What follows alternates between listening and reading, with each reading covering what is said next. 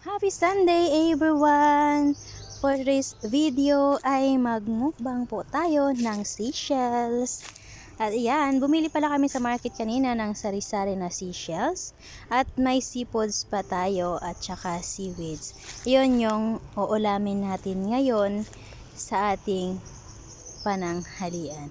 Ayan, may dalawang piraso pala kami dyan na binili na pusit. At saka ilang piraso rin ng isda natin. So, ihawin po yan natin.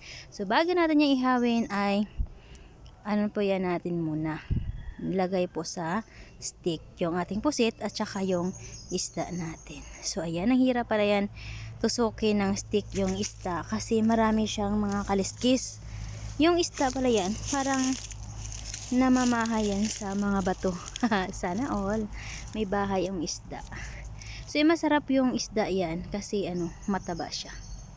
At hindi po yan natin pinalinisan kasi mas masarap pag mayroon pa siyang kaliskis. So, ayan. At naghihintay po tayo na maluto yung ating mga seashells. Seashell pala natin ay yung talaba at saka yung saang. At saka may seaweeds po tayong binili. Yung binili natin seaweeds ay kalahating kilo lang po yan.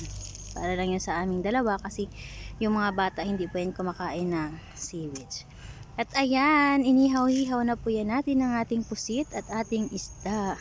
So, malalaki po yung pusit natin dyan. Kasi yan, 1 kilo yung natin, yung pusit natin. 2 piraso lang po yan.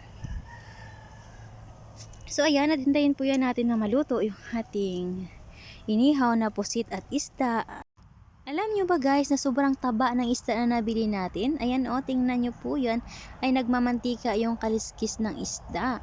So ayan, at lutong-luto na po yung isda at pusit natin. Ready to serve na po yan at kakain na tayo maya-maya. So yan yung pala natin yung isda, 4 na piraso po yan. At saka yung ang isa dyan ay sobrang laki. Alam nyo ba na yung anak ko kasi na isa, hindi yan kumakain ng pusit at ibang seafoods. Kaya isda lang yung sa kanya.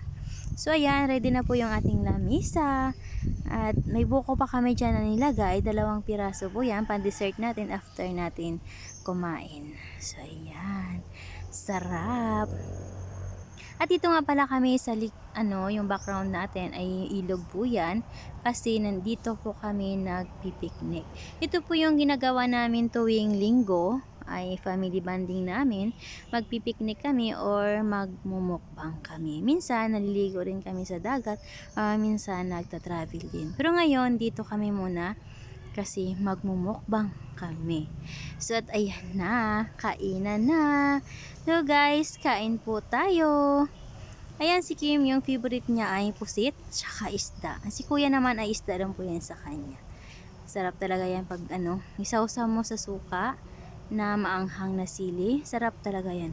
So ayan, at nag-enjoy yung 2 bata sa pagkain nila. Yung isa pala ay wala dyan, si Adrian, kasi nasa loob siya ng sasakyan at natutulog. So ayan, at hindi po siya natin dyan kasama sa ating pagkain. So mamaya po yan, pag nagagising na siya ay papakainin natin. Kasi hindi po siya nakatulog kanina sumamba kami, then ngayon lang siya natulog. So ayan, enjoy po tayo sa ating pagkain. So don't forget to like, share, and comment. Follow sa ating Facebook page, Kim Adrian, at aabangan nyo po yung susunod naming mga videos. Thank you so much po sa inyong lahat. Bye-bye! See you for my next vlog.